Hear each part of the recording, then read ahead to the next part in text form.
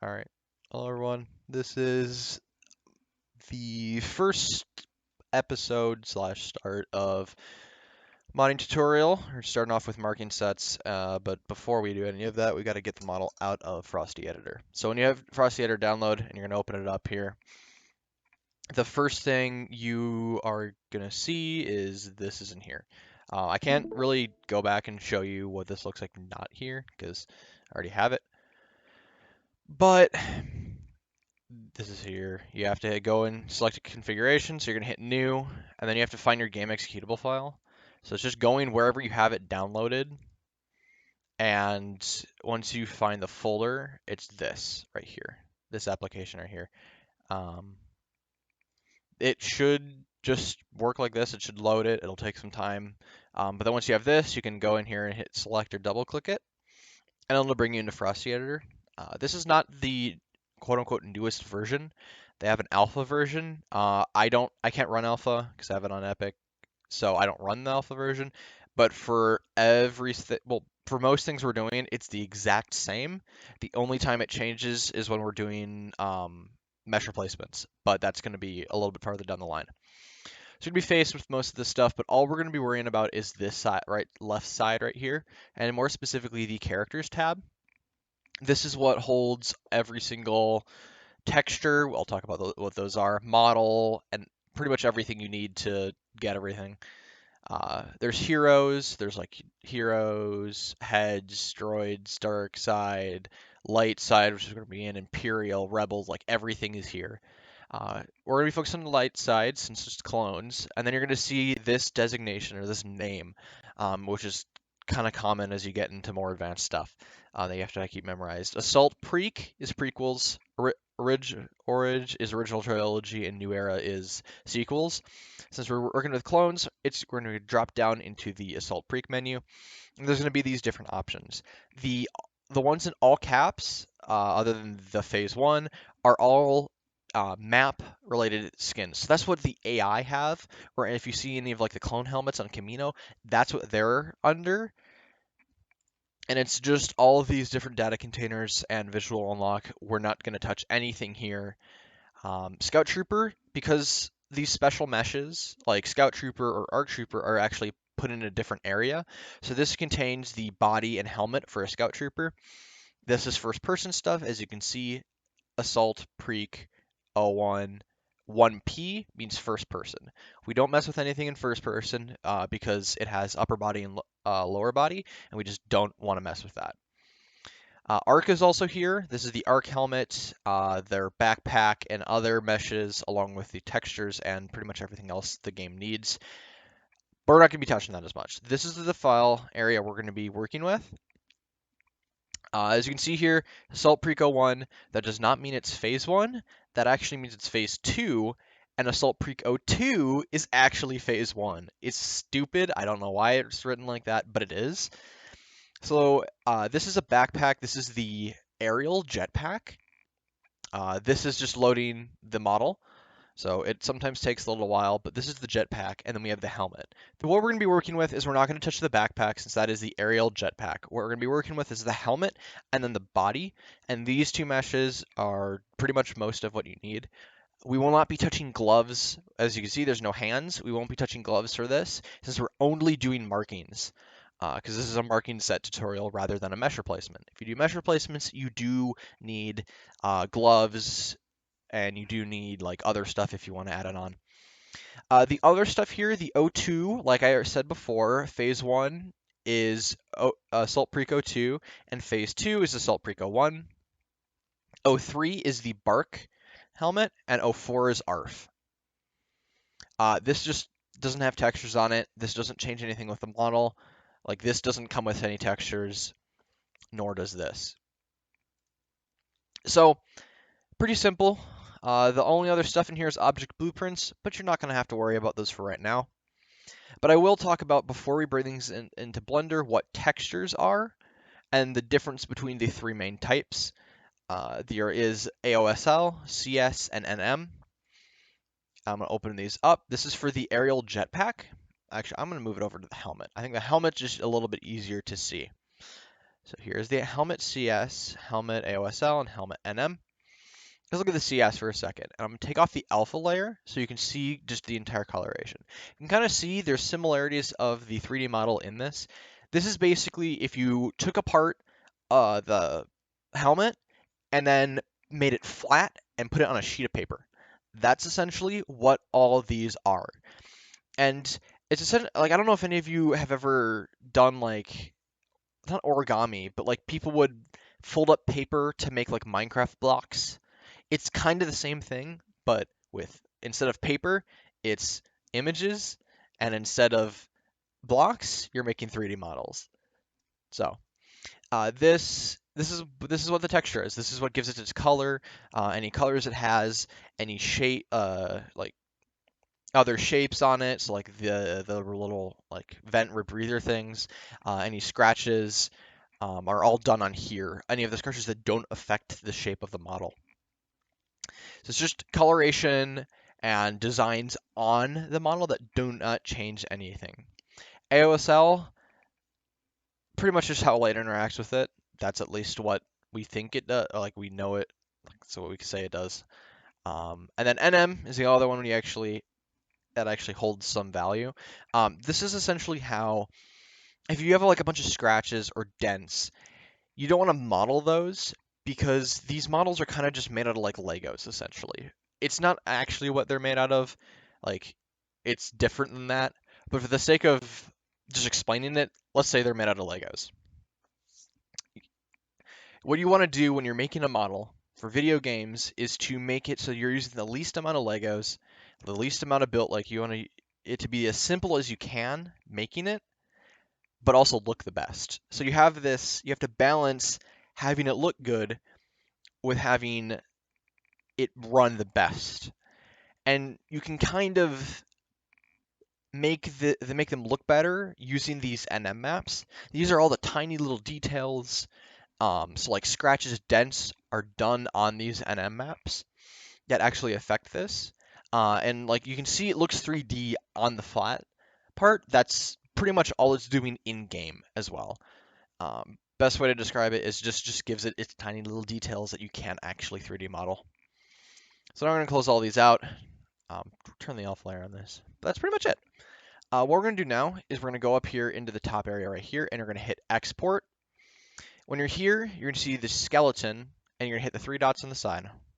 Drop this down, and you're going to go to characters, drop that down, and go to rigs, and you're going to drop this down as well, and you're going to click on humanoids. You're then going to click on walrus male, human male, not 1P because it's first person, and we don't like to do that. You're then going to hit export, and you're going to save this somewhere in like a file directory. You're going to do the same thing for the helmet. It's the exact same. Go back into characters, rigs, humanoids, and walrus human male, and hit export. I'm not going to be actually saving these because I already have these saved. And then I'll join back up for Blender. Alrighty, so now we're in Blender. This is an older version of Blender because I'm stubborn and refuse to update it. Mostly because I'm used to it. But I will just give a quick rundown on everything we'll need to work with here. So this is first out your layout. This is where you're going to be able to view all the models put together.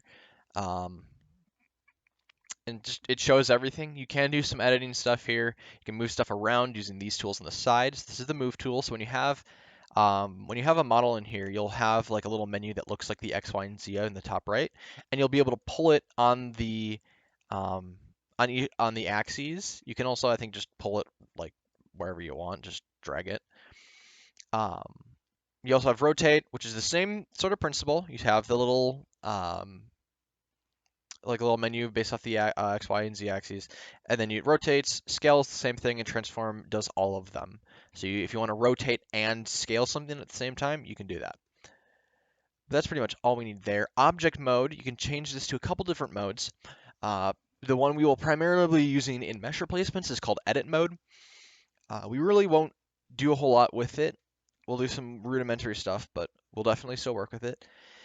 View, it's just different viewports, like all of this other stuff you really isn't as necessary to know unless you need to actually like use it. Add, this is where you can put in meshes, you can put in a monkey Not kidding, there's a monkey. You can put in cameras and lights and speakers, a lot of different things, and that's all for rendering or animation. There's a multitude of things you can do with that. We will not really mess with a whole lot of it. Since the most of the stuff we're doing is importing models from the game, we don't really need to ever use this stuff. If you want to try doing renders, if you want to learn how to do renders, you will have to add cameras and a camera and lights. But since this is not a rendering class, sorry, I'm not going to really be going over that. Over in the top right, this is your scene collection, your otherwise just collections. This is where all your models and cameras and lights or whatever else that's in the layout is going to be listed in here. You'll see it can get a little bit cluttered once I start adding a couple models in here. But other than that, you know, it's just as you notice, all kept in one space. It's all nice and even. So this lower area is somewhat useful. We use it for a couple things. First off, if the scene, which we're on right now, this is where you can this is more render stuff based stuff. So render engine, I usually put it on cycles unless you have a crappy computer. But once again, this is not a rendering class. This is a modding class, so we're not going to really talk a whole lot about it. With the rest of these tools, we will use mostly at just other points. The best thing for you right now is just to know that they exist and they're there, and that these can edit a multitude of things based off of like rendering or models or this is like materials and stuff like that. So let's go up to the top bar up here. There's layout, which is what we're at right now. You can see everything, like I said. Modeling, we're really not going to touch. You can do some stuff in here if you really want to, but I'm not going to be teaching it. Sculpting is the same way. I'm not going to be teaching anything with this. UV editing, we're going to use in mesh replacements. And this is essentially like when we saw the textures where it was all on 2D, it was all flat. That's what UVs are. They're the same thing, but it's just the mesh itself. So it's just the mesh, no textures. And we're going to basically move those around when we do mesh replacements, making sure that they don't overlap or anything and no issues are caused. Texture paint, nothing. We're not going to do anything here either. Shading, we will use this when we're testing to see if it works, because you can actually, I have to cut that. Shading we won't use. Shading we won't use for markings. We will use them for mesh replacements. Animation we're not going to use. Rendering, we won't use it we will never use rendering, but when you do render, you're not using it like this. Compositing we'll never use, and scripting we will never use. So pretty much all you have to worry about for any part of this class is layout, UV editing, and shading. That's pretty much the only stuff we're going to be talking about.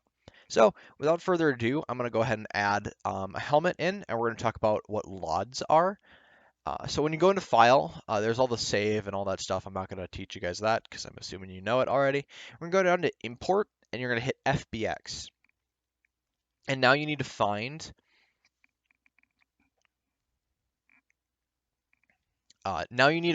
where your model is. I have a bunch of these folders, so I have to go usually digging through it. But here I've got the L Assault Preak 03 and 01. Remember, 03 is bark helmet, and 01 is the normal Phase 2. Since we're just using the Phase 2, I'm just going to click on that.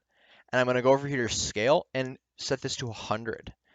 Frosty really downscales this stuff. So if you do it at 1, you're pretty much not going to be able to see it, not going to be able to work with it. So we're going to put it at 100, and we're going to hit Import FBX, and you're going to see all of this. This looks confusing. It's a mess. But as you can kind of see from this angle, you can see arms and like legs and like hands and like feet and stuff. This is the skeleton. So when we were exporting from Frosty and we selected human, like the human, the walrus human male, that's what this is. That's the skeleton. We don't really need to worry about it. So we're gonna go over here to reference, and you're gonna hit the eye, and it's gonna hide this. But you're gonna notice all this stuff up here, and that this model is really crazy and gross. I'm gonna hit period on my numpad to zoom in, but since these are selected, I kind of can't. So then here we go. Try that again. Boom. I just had the clicked on the helmet, and you can see it's kind of gross and nasty. The first thing we're going to do is we're going to remove all of these empties. That's what these are called. We're just going to select them, and we're going to hit delete. Now these are gone, we're going to hit the drop down arrow right next to reference, and you're going to see there are a multitude of meshes. The triangle, upside down triangle, means a mesh. So you can see here, there's 6, a little 6 by it if you can. So we're going to try to isolate this to 1. This is also a great time for me to describe what LODs are. So your game, as something gets farther away, it doesn't want to have to render and like actually show the really high detail model for when you're close to something. So what it does is as you get farther and farther away, it slowly increments the amount of detail that the model shows, getting to the point where it's basically just the general shape and nothing else. As you can see here, here's a great, this is what we'll be working with. It's a good amount of detail. You can know what it is, and you can recognize some of the smaller details, such as these little knobs there and the little rebreathing stuff, and you can see all the different, like right here in the grill, you can see all this stuff. But if we go over to this, oh, that's not it. We have to find one of these. You can see, you can kind of see some of this detail, but it's going away. And we can continue, and then look at this is just kind of a general shape. It has some of these a little orb, like semicircles there to show that there's something else there. And then this one, it's even worse. It's so low poly. And then this one's the worst. You can say it's just the general shape and nothing else. So what we're going to be doing is we're going to grab this one. I believe this should be the best one. If you're having trouble finding which ones are which, look at circles, because these circles will quickly have very sharp edges, because they're all of these models are made out of triangles. So you'll end up finding that these have really sharp edges. So you'll end up trying to find, see, like look at how sharp these edges are here where my mouse is on this one compared to this. There's so many more here. So we're going to be use this. Just keep it on this one being viewed only, and we're going to select the rest that aren't being viewed and delete them. You can go ahead and drop this back down, and boom, we're left with the helmet by itself. We're not going to do armor at the same time, because we're going to then bring this into Substance Painter. I actually will just show it, so you know what the armor will look like. But other than that, we will just go then and move into Substance Painter, where you'll be able to um, design some stuff. There it is. Yep, this is the right mesh. So this is the same thing. I'm gonna go ahead and hide this entire thing. That's the wrong one. Hide this entire thing. So we just see the armor. Boom. Armor has got the exact same skeleton since we exported it with the exact same skeleton. Everything matches up. So there's no difference between these. We're gonna get rid of the empties like we did before. And we're gonna drop down like we also did before. I'm gonna hide the reference here so we don't have to see the skeleton. As you can see here, I'm gonna zoom back into it a little bit. I'm gonna hit Shift and middle mouse to be able to pan, and then middle mouse is how you rotate, holding that down. And you're gonna see in this chest plate, there's a lot of this like gross geometry. It's like all clipping inside of it. Just because once again we have the LODs. Same thing for the armor. You're gonna look through, and you're going to deselect. Ooh, found the worst one. All of the ones until you find one that looks pretty good. This is decent. We can get better than it, I think. No, that's worse. That's pretty good. That might be it. All right, Embodio 3, I think, is the one we're picking. Yep, that looks good. And it is a random order, so it's not always the same thing. It's not always the highest value or the lowest value. Oop, didn't mean to do that. I'm going to delete all the ones except the view, and boom. We've got armor inside of Blender from the game, and we also have the helmet. Let me view the helmet, and they match up perfectly. So let's bring this into Substance Painter. If you want to export this, what I'm going to do is I'm actually going to hide this, and I'm going to just do the helmet for the first bit. I'm going to select the entire thing. So you have the skeleton, and you have the model. We're going to go over here into export, file rather, and then hit export, and then hit FBX again, and you'll be able to save this under a name, and then when you've named it or whatever, you're going to go over here to selected objects, and you're going to click this, and you're going to hit export FBX. So now I'm going to go ahead and move over to Substance Painter. I'm going to show you the basics of that, and then you can design your helmet and your armor. Exporting is the exact same as your armor, for armor rather. So I'll move on to that. Alrighty, so now we're in Substance Painter. Mine probably will look a little bit different than yours. I don't have the highest version at the moment, but this is not really what you're going to look at. You might have like a monkey here or something else. They have like a tutorial or something at the very start. It doesn't make a difference. How we go about this is going to change. What you're going to do is going to go up here in File and you're going to hit New. You're not going to select a template. That's what you were looking at potentially when it started. We're going to go to File, and then this is where you need to find where that helmet was that you saved, that you exported. Not the one from Frosty, but the one you exported from Blender. So this isn't one of my mod parts one, so I'm going to go ahead and find where I've put the Phase 2 helmet. Blender. It's called Salt of Mine. Okay, so now that we have it here, we're just going to not touch anything else, and you're just going to hit OK. It'll then load it, and then boom, here's your helmet inside of Substance Painter. Let's talk about a couple things. First off, this side, this is the same thing as the textures. So if you go back, you'll see that they're lined up the exact same. They look the exact same. This is what is UV unwrapped, and when you are drawing on this, that's um, that's what the texture is going to be. But we're not actually doing textures. We're doing marking sets. It's different. So let's go over the other stuff. This we're really not going to talk about. Here, however, layers in mesh replacements, we will talk about this. You really don't need to do anything here. You can. All right, so the optional thing you can do here is go over to this paint bucket. You're going to click on that. And you're going to go over to this square with a circle in it and hit black mask.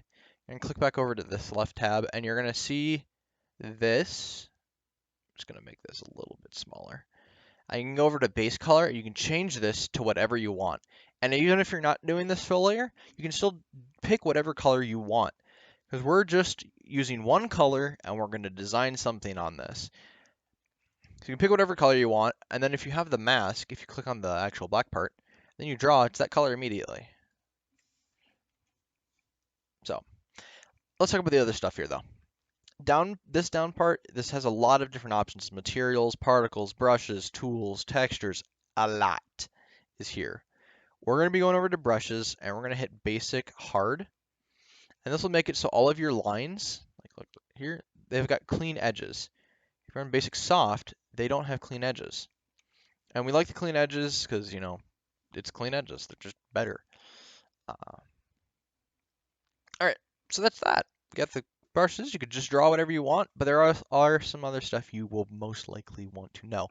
Right underneath this is an eraser. So if we draw on this, instead of hitting Control Z like I usually do, we're going to go back over to basic hard because it does change, and you can erase all this. Makes sense. Here's projection. You're not going to be working with this pretty much at all right now. I may talk about this when I do mesh replacements, but I may just do a more advanced thing for that. Something you may want to use is polygon fill. So like I said in the Blender section, all of these models are made out of triangles. So what you can do, and these settings over on the right, you can click and just fill in these polygons. Or if you go over to here, you can click once and fill in an entire area. So when you're doing these, not that one, not that one. When you're doing either the triangle or the square, you're filling in based off the little triangles. If you go over to the one on the far right, you're filling in based off of what is on this, what is on the actual 2D. You're doing each part rather than in the thing as a whole. So what I'm going to do here is I'm just going to just throw some designs down real quick. You can go in here and zoom in, and you can drag your mouse and hold it to do like more than just that one bit at a time. I'm just going to throw in some basic designs so that when you see us bringing this in into the game, you'll see that there's actually a change. I'm actually going to do along with it. And I'm going to go over here and I'm going to do the same thing on the other side. You can use the symmetry tool. And I'm going to show you that pretty much right now. So I'm just going to finish this, but you're seeing, okay, don't want to have to do both sides at once.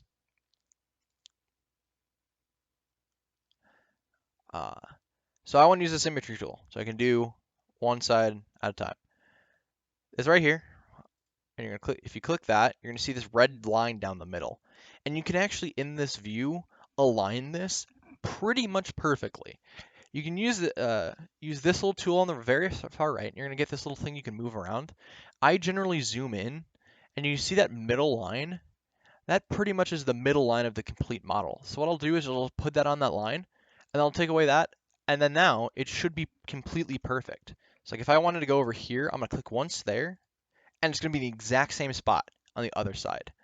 So I'm just gonna do that, and then we're just gonna keep going. Some of these are a little bit different.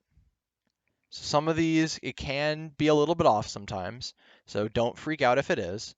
And you do have to sometimes move it around depending on the model, because sometimes models aren't completely symmetrical.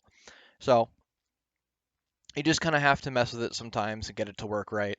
It can get really annoying, so just prepare yourself. It can be quite annoying sometimes. So I'm just going to continue with this. I'm just going to keep filling in this stuff. I'm going to make the like a little red mohawk. Um, that's pretty much all I might do. Just very simple helmet. You can also do the back. This is something most people kind of forget about, but you have to do the back as well. Here, it didn't mean me to do this. Let me erase that. Once again, we're doing this with symmetry. So everything we're doing here is being translated over to the other side. Oh, I was on the wrong fill. There we go. Just hit Control Z to undo it, and then you can keep going. So I'm just going to make some lines. This is going to be very, very simple, not something really special. Not going to win any prizes anytime soon, but you know, that's sometimes what happens. And you can see there's sometimes these just errors happen. So what you can do is you can just erase it. But you can see it's kind of hard to, you know, keep this line going straight. So you can go up on this top spot. This is where you can change like the size of the brush. So we're going to lower that. That'll help us out a little bit. But I'm also going to go over to here. This is called lazy mouse, or I usually just call it like steady brush. And what this does is allow you to kind of like lead the mouse, and you can adapt where it's going as you're moving it. So it allows you just to be a little bit more accurate and a little bit more smooth using a mouse. Because I generally use a drawing pad for this. So I can, make some of these, straight lines, but even then I still have to, you know, sometimes use this to get these straighter lines. So you can see here now, let's look at this.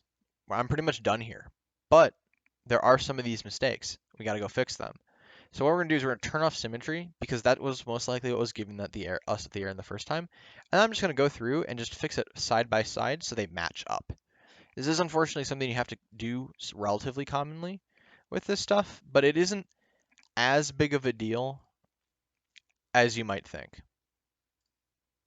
Somehow this is on the wrong brush. Let's go ahead and fix that. Still got the steady stroke or leading the brush, so we're going to turn that off. I'm just going to get the rest of this.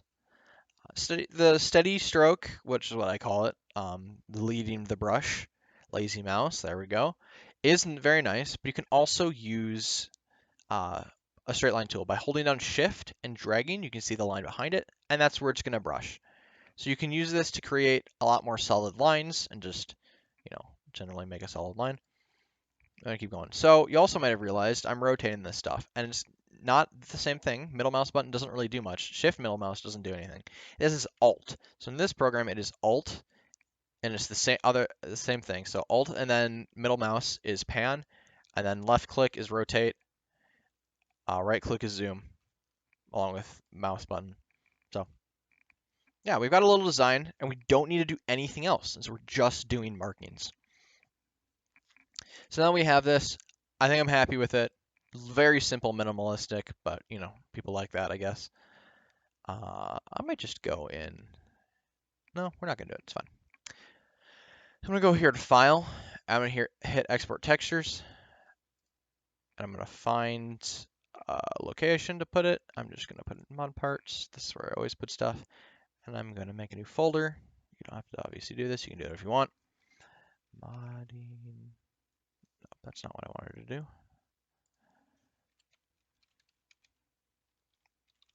modding class. I'm going to go in here and I'm going to select this. And I'm just going to do this. Document channels plus normal plus AO with alpha.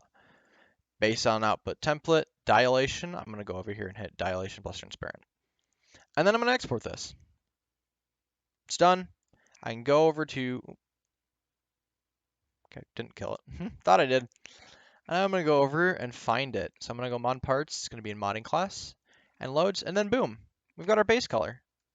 Look at that. Every single part filled in. Everything's filled in by itself. It's all great. So now I'm going to go ahead and stop this video for right now. We've talked about exporting from Frosty, Blender, doing stuff in Blender, isolating it so it's just the highest quality model, and then exporting it. And we also talked about in Substance Painter, give you a little bit of an intro of what's going on here. And you should have the creative freedom to go design whatever you want using one color only, because the ability to use two colors with marking sets is a little bit more advanced than I'm going to teach you at the very beginning. So thank you all for watching this video. I hope you learned something. If you have any questions, put it in the comment section down below, and I'll see you in the next episode.